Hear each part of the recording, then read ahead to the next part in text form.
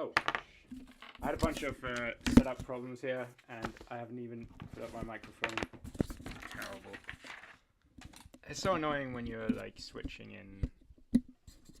I'm using OBS to record this, and you switch, and then every time you open it up, it's got different settings. It's kind of annoying. Hey, so we're live though, which is good. And I have a lot to talk about. I promised. I made some bold promises. I said I was going to show you the biggest design flaw in Saltcorn, and that we've gone web scale, and I can show you, and it's super exciting.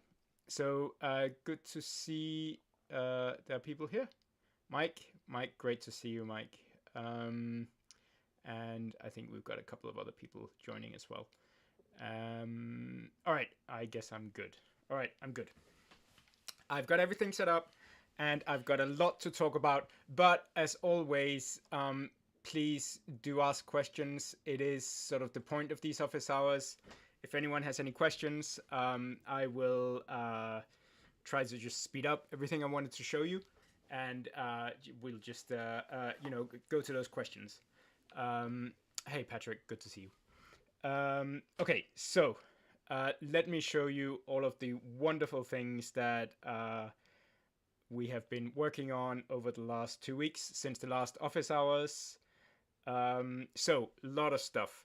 First of all, who likes right to left languages? Well, they're kind of fun.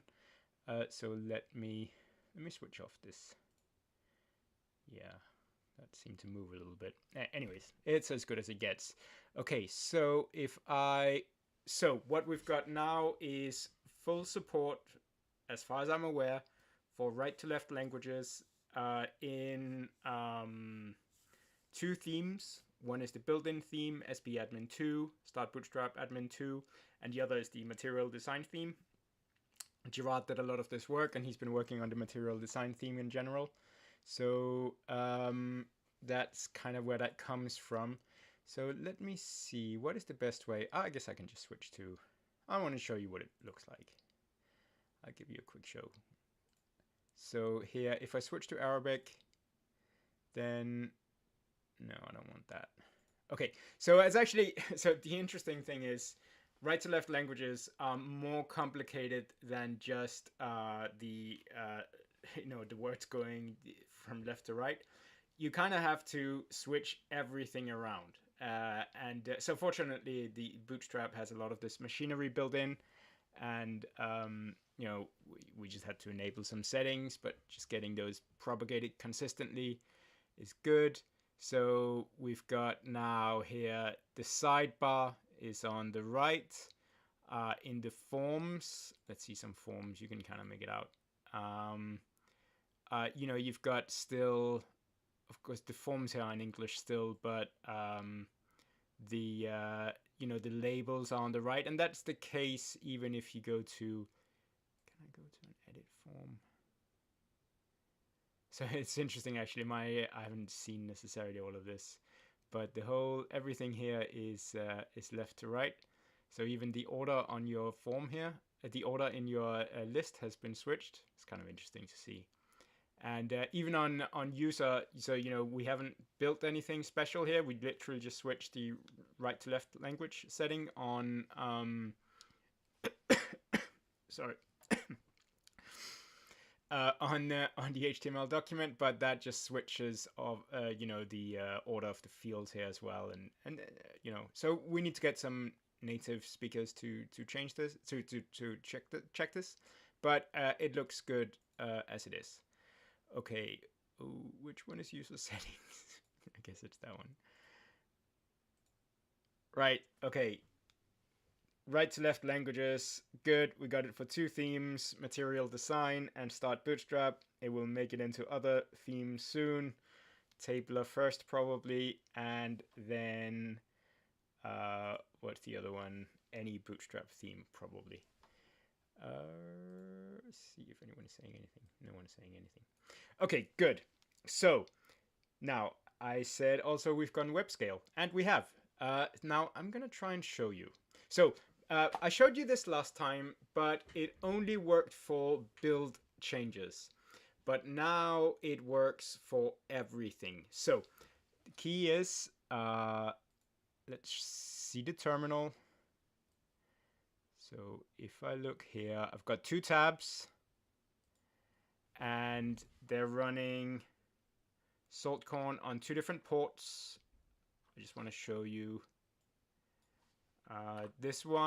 This terminal here is running on the normal port, which is 3000. And you got to set this environment variable, and it has to be, the value has to be true. It's not enough to set it to 1 or something like that. Let's get this. So you have to use this environment variable, but this is my local development settings. This maybe doesn't make so much sense. Here's the other terminal. So here, again, multinode equals true. And then you set a different port. Of course, the idea is you're actually running on a different machine, but this is good enough to simulate. I'm running in 2 totally different processes, and they are contacting the same database. If you want to shard your database or replicate your database as well, you can do that, but that's slightly outside the scope here. That's something you got to do with the database. But here we've got 2 independent server processes, and it's booting up. They're both running. So now I'm sort of simulating. I've got 2 machines. So I've got one on port 3000 and one on port 3001. And if I press a button here, I get my notification on both windows. This may not seem very exciting, and you may be a little bit wondering what on earth is going on here. But what is going on is that we have 2 different server processes, which happen to be running on the same computer, but they could be running on 2 separate computers. I am running an action on one of them. This is one of these emit things. So let's look at it. It's actually an action here. So here it's just doing emit to client, notify hello admin, and then to the user who's logged in. But that is showing up on both windows, and that means that it is going through the server. Let's see, how can I get this arranged a little bit better? Okay, all right, here's my 2 windows. I can press this, and I get the notification in both windows. So now, your users would not normally, if you've got this set up with multi-node, you would set up some sort of load balancer in front of a bunch of servers. But that would, at the end of the day, that load balancer would dispatch your request to 2 different servers. And here we see those 2 servers being able to communicate with each other. So we can send messages, or we can coordinate. Other things that work. So actually everything that I'm aware of that needs to work works now. So I showed you last time that build changes propagate from one server to another just by having this multi-node enabled. What's working now is this. So it is emitting. We're using these asynchronous notifications and other messages that you can send to the user window. That's working across multiple nodes. View-based real-time collaboration is working across multiple nodes. That's when you have 2 Kanban boards, and you say you have a Kanban board, or it's not necessarily Kanban board. It works for edit views as well. So some change inside a view, like for instance in a Kanban board where you're moving a task from one to another. I don't think I have one set up, and I don't much want to. I don't think I have a Kanban board here. No, I don't have a Kanban board set up. But if you're moving one, card in a Kanban board to another column, or reordering a column, then again that will using real-time collaboration will work across multiple servers that are connected to the same database. Edit-based real-time collaboration, that's something we've done where you can edit the form fields. You have a form, and anyone who's looking at that same form will see the changes on the same row, will see the changes that you're making live on the form, including rich text editor. So you can now have sort of, one person is typing and everybody else sees that person typing. So that works. And one more thing, real-time chat. So I don't have a real-time chat example either, but there's this machinery. If you, hey, what happened to my view list? Oh, we'll just have to run that. So we have this not the room here. That is a real-time space for chat. You have to set up a little bit around that. This is probably a good case for a pack. So you have to build some tables and stuff. But again, that means that two people can sit and chat with each other in a real-time chat, like on Slack or whatever, in a real-time any kind of instant messaging type collaboration we can support here. Sorry, I didn't mean that you have to have something like Slack or you have to have something like WhatsApp messages. Is sort of sitting there self-contained on a on the Saltcorn server. We do have integrations with some real-time messaging systems, but that's something different. Maybe there's a need there for also doing real-time collaboration, but I don't know about that. But anyways, here we go. This is working across multiple servers, and that's massively important. So that means now, if you want to look, I always go out to people and say, like, look, you're building a prototype here, but one day you may need to go to a different kind of infrastructure, right? If you grow really big, but this just postpones that point at which we can support people who are getting larger and larger. And now, having multiple applications, just gives you a huge leap, because now you could easily have like 10 different servers or something like that. Probably, I don't know how many, maybe you'll probably work with 50 or something like that. Look, I'm not saying you can run Facebook on Saltcorn. Anyone who tells you that you can run Facebook scale applications on their no-code platform, anyone who's trying to sell you that is probably very optimistic. And also running these nodes, it is going to take some some expertise. There's going to have to be some kind of hosting platform for this, some support for this, but we have the basic infrastructure in, and if your app suddenly grows really big, we can just now throw more servers at the problem while we're fixing so you can stay alive on a Saltcorn app. So now there's no reason not to build the next social network on Saltcorn. Okay, so I was really happy with this. Christian did all this work. Gerard did the work on right to left languages, and that's a massive benefit. Other things, we got 4 more things that have happened in the last 2 weeks. It's been fairly productive. I've actually been doing some work, which I know is rare, but it's been fairly productive. So there's been a couple of other things going on, but let me talk about something that I spent probably far too long on, which is at the same time incredibly exciting. So let's see our events. I just want a run. Where do we? Oh yeah, this is one. Okay. So this is as it always looked, right? It's a little bit squashed here, but this is how these things look. But look at this now. If I type dot, I get autocomplete. Haha. And I can do like all the things that, and if I call a method, you probably don't want to see me. You want to see the autocomplete. I can see now it's saying like, oh no, you're calling delete rows, but it expected 1 to 4 arguments, but you didn't give me anything. Okay, so what should I type in here? I don't know. Wait, what's the argument?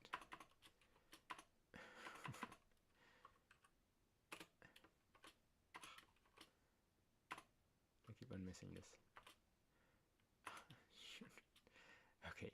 So it's saying where. Okay, so I need a where. Whatever. Okay, So there's some moderate autocomplete here. We can actually do, I think we can do a lot better, but this is massively a step up from what we had. You know, I can just do, the other thing I can do is if I want a table. Oops.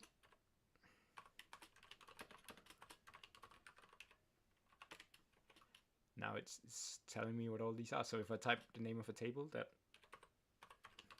doesn't exist, it underlines it with squiggles because that's a that's an error, right? So now but if I type the correct name of a table, then there's no error. That's great. Also, I've got an error here, user, but that's correct because this is an hourly action. So user is not defined. There is no user associated with an hourly action. So I should have an error here. It's cool. Let's go to another action that has, which one was I trying with? Never. Okay, let's just look at the never one. So here, user is defined,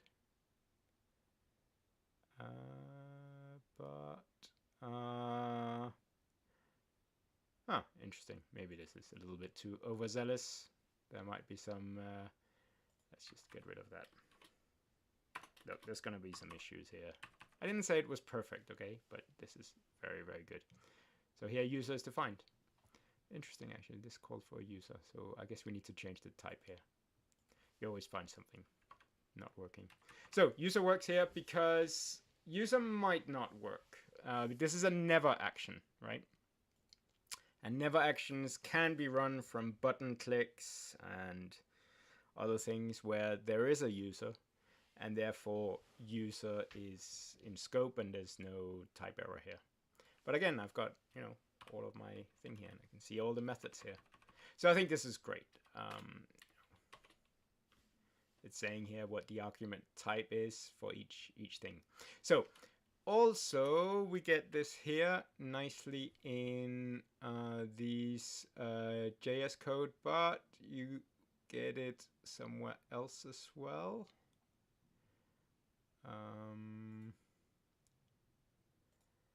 So you also get this when you have to enter a formula. Oh, sorry, this is the last point. I wasn't going to show you that, okay? Not yet. So here we've got, this is a row inclusion formula. So pages here, so this is a formula, but I can, you know, now type stuff. But if I did, wait, what if I did this? That doesn't work because it knows that pages is a number, that's the field. Right, so on this, these are the fields on that table. So pages is an integer. So it knows that pages is a number. And I can also do like user, because I have user and scope here. So I can do stuff like, I guess I can't do numbers. Yeah, I can't do numbers because it knows that user.email is a string. So cool. All right. Let's just do pages 5. Okay, so now some things that aren't so perfect. I think we just saw one that but that's more of a problem in the type. So some things that aren't perfect is,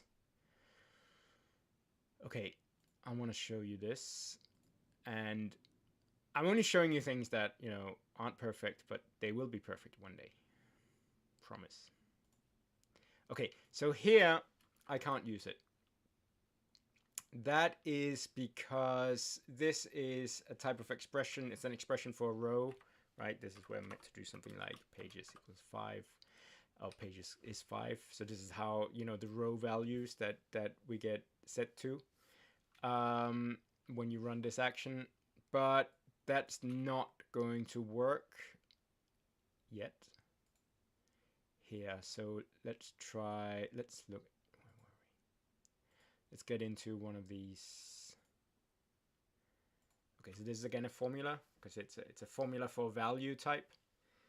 And now, but if I type, let's just pretend that's our modify formula, right? So this I could reasonably get away with, but you see it's a different color, and you start thinking, why is that? Now, if you also wanted to use,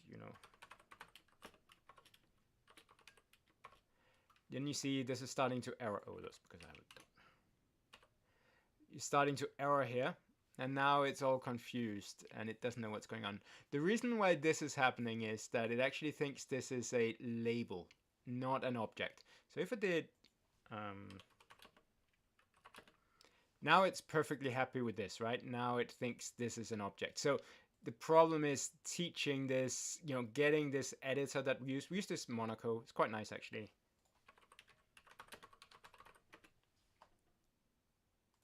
It's this giant open source project from Microsoft. It's like huge and extremely impressive what it does. It's basically the rendering engine underlying VS Code.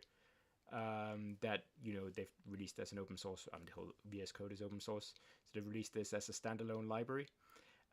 But it sort of expects everything to be a code file. So the problem is that here, what we really want is an expression, and it misinterprets these curly braces just to mean a block, and then it misinterprets these labels to be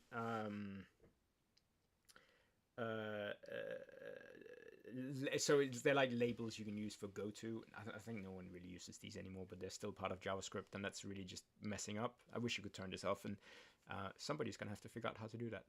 Hopefully not me.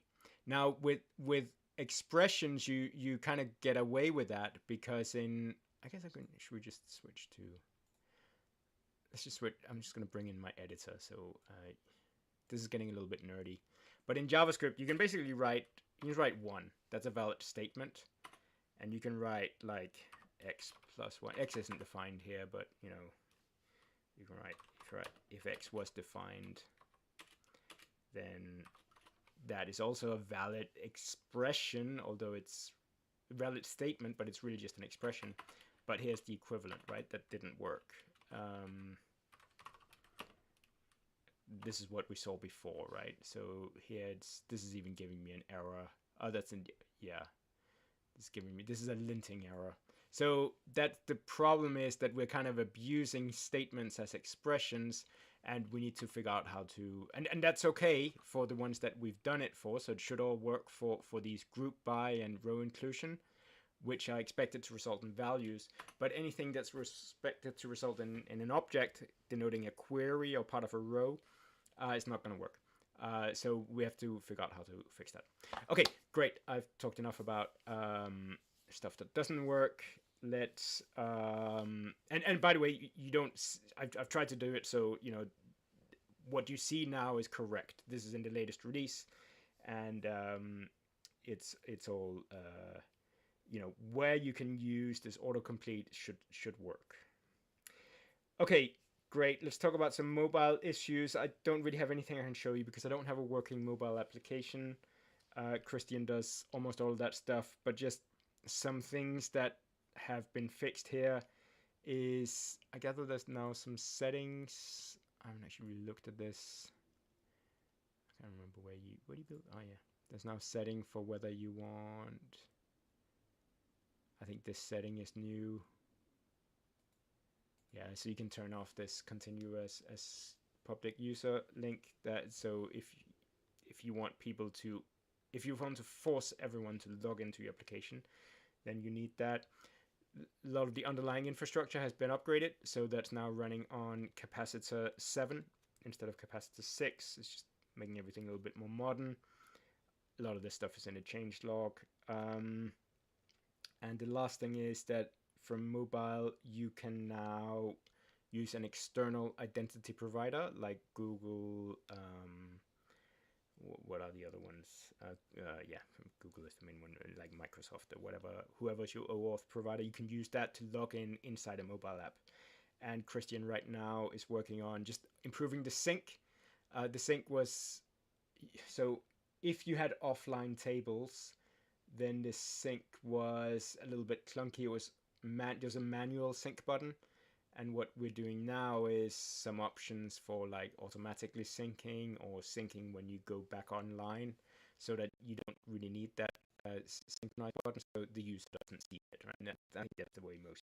But sometimes you want it, so you decide when user decides when they synchronize. I think that's maybe more appropriate for technical users.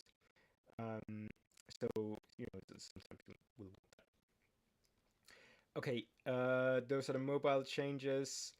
I've worked a little bit on how to do something that maybe I can show you a little bit. Let's go to this other editor because not other browser. Where was it? I had this. Yes, this is it. So I have here. This is quite nice. I have some tables that are defined on my main tenant, but this is a subtenant, and now we are importing these tables as through the PostgreSQL tables, Postgres tables module. We've had that for a while, so it's a remote table provider. So these are basically remote tables. They happen to be on the same database. I keep on saying this. Like, I really should buy. I should have more than one computer. I have some computers lying around. Maybe I should, instead of faking it all the time and pretending to be, my one computer is two. But here we're pretending that we're on a remote table, and you're bringing in tables from a different database. What's new here is that you can have keys in these. Maybe I talked about that last time. I can't remember. You can have keys now, and furthermore, you can have you can use join fields on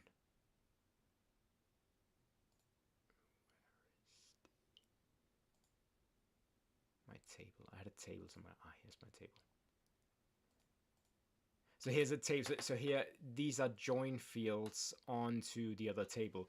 So even though, and they can be quite deep now, so you can basically, things work as if more or less as if you were on the previous, on your native database, but now you have a, you can also use tables that are on a remote database that you bring in, and you can combine those with your local database tables.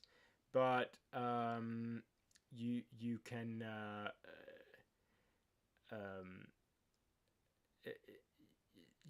we're basically just making those remote tables act more or less like your native tables, right? So we're sort of decreasing the extent to which it's different. And so just using join tables, using multiple join tables is part of that.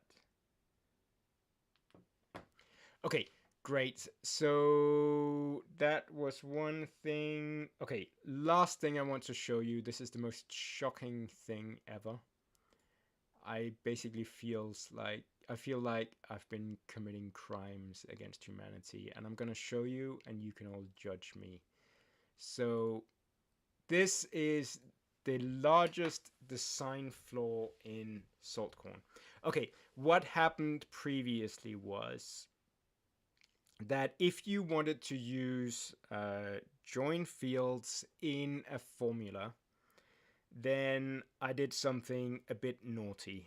And now, in order to undo that naughtiness, I've done something even worse. But I think in the long run, it's actually better. So previously, if I had here, let's see, can we do it? Let's say I wanted to group. So here I have this is a list, right? This is just a standard list view of various books. Now I want to group these books by the publisher. The publisher is just to remind you on my table here, the publisher is a key to the publisher table. And now if I wanted to group my list, I can say publisher here. All right. So now what happens? Object. Okay, so this is actually showing part of what was bad before. So publisher has been expanded. So the problem is, this is actually a good illustration. The problem is that when you used a identifier for a key field, then you didn't really know whether it was the value, which is an integer, it's the key value, or whether it had been expanded. So you know, you could do something like this. It's going to show me an error now, but ignore that. So now here we've got the integer, but I could also do, you know, if I wanted name here, name, then here I could access. So we did this as a kind of trick that you use dots here in order to access join fields in formula, and it was really useful, and lots of people use this, right? And there are lots of things that we could do because we could use join fields in formulae, and we did this using this dot. So this dot meant, you know, go to the publisher table and then go to that next you know, variable here. All right. And the problem was that if there was another formula, like sometimes if you just wanted publisher, let me say I wanted to have like something like, so I could do this, right? And this would break basically, because publisher is a number, but when you called it with a dot, then it got expanded and it became an object, right?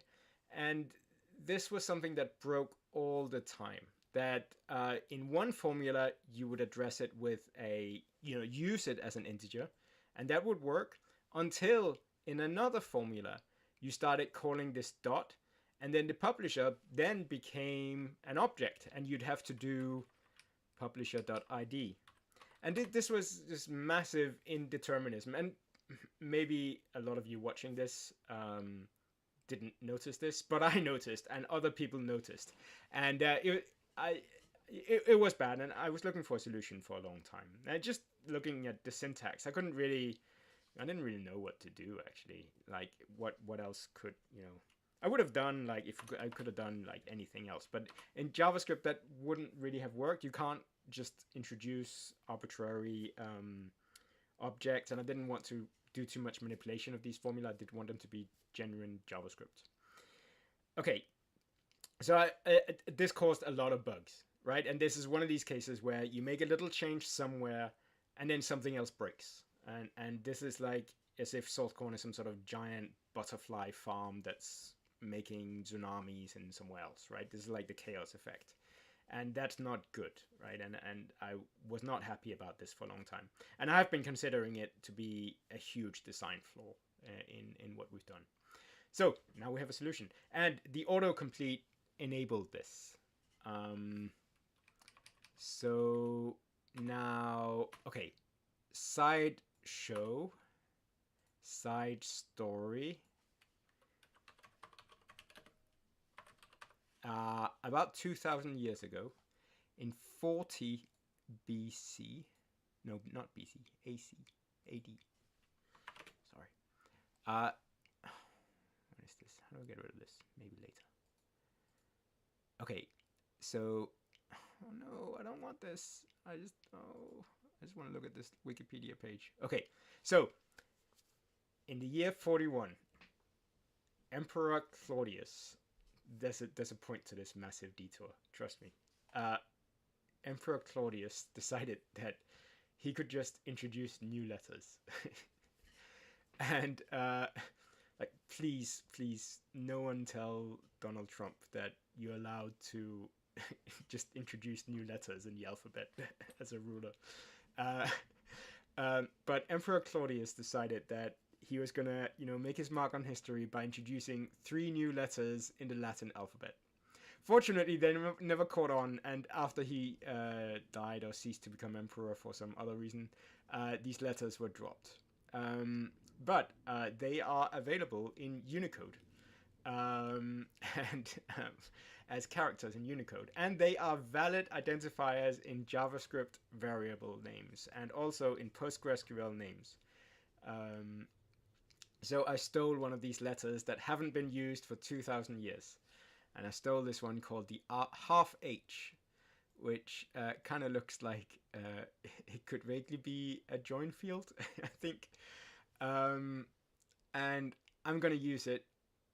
And if you think that it's wrong to use Unicode identifiers in variable names, then, well, you can complain. But you may say, like Patrick said, I don't have one of those on my keyboard. Well, yeah, because, your keyboard isn't 2,000 years old. But since we now have autocomplete, it just comes up. So let's see. So here we go. Here are all the join fields.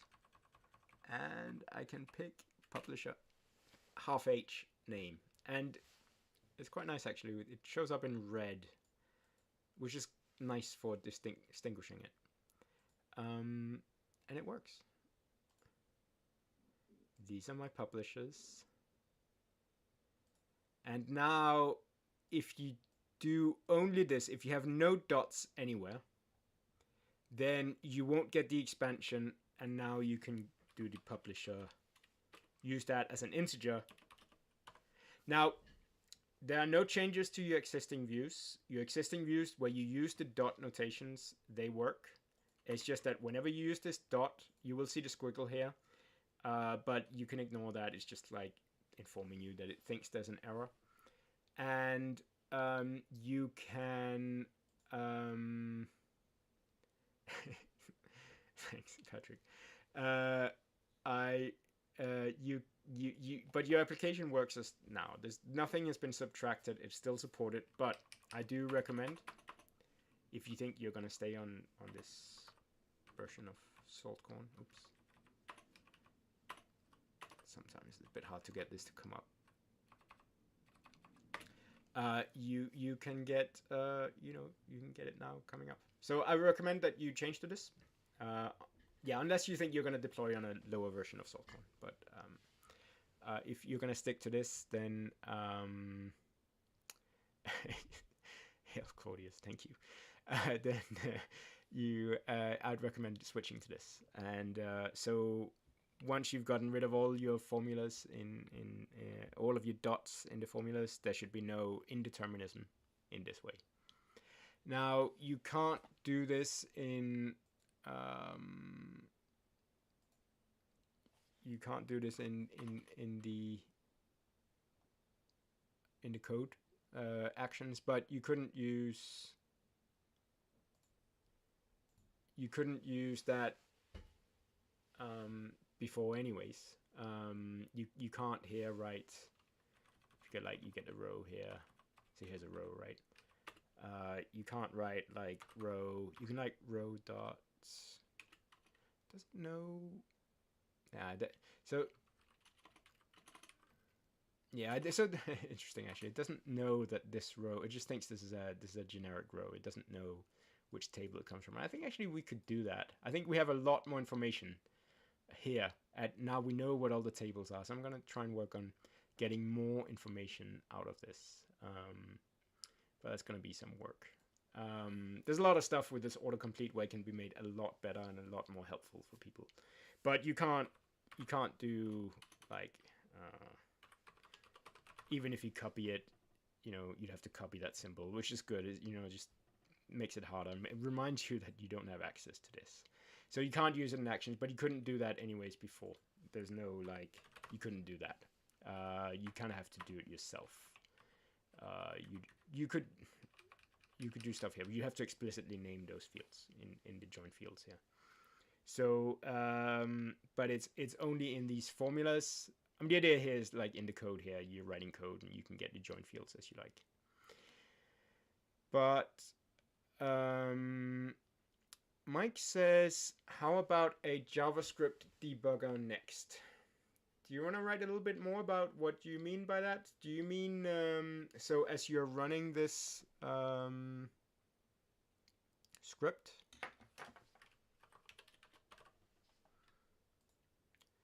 you mean you want to run this, Mike? Do you want to run this line by line, sort of a step and step in and step out and all that? That could, if you want to explain a little bit more what you're saying. That I mean, it's interesting. We've kind of talked about it. I think it'll be very powerful, but that is some work. But maybe we can find someone to pay for that. Anyways, that is maybe set breakpoints and triggers. That's interesting. So Visual Code has this thing where you can do. Let's see. Can you click these? Can it? Like,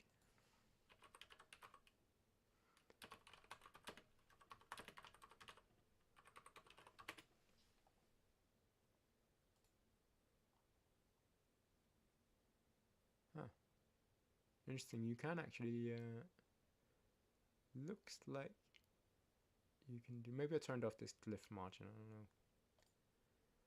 don't know. So in Visual Studio, right? You sort of go like here. You click here, and then it becomes a breakpoint.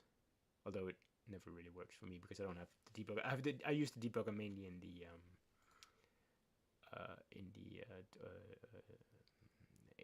in the browser. You have, when you go in here,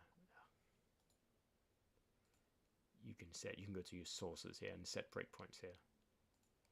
That's a good idea, and maybe we could like not do the full debugger thing. It's an interesting idea. I think I definitely see this being helpful, right?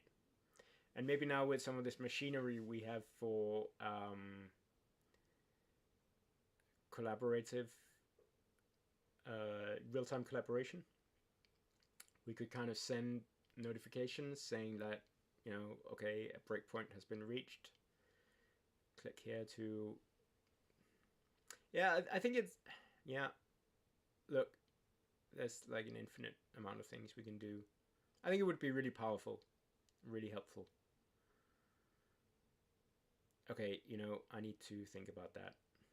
I know that Christian talked about it because I said something else and then he misinterpreted and started actually going down this route of having the debugger activated. But I think it was too much work, and then we stopped that. All right, thanks, Mike. That's a great suggestion, and I can really see that being helpful. Thank you so much, Mike, Patrick, anyone else out there who's listening. If there aren't any questions, this is all. I've shown you everything. I've shown you the join fields, Claudian letters, real right to left, multi-node, everything. So that's it. That's it from me. Have a good weekend, everyone. And we'll be back in 2 weeks. I'll try and do something Christmassy. I don't know if I can have a Christmas tree in the background, but something like that. Okay, great. Good to see you.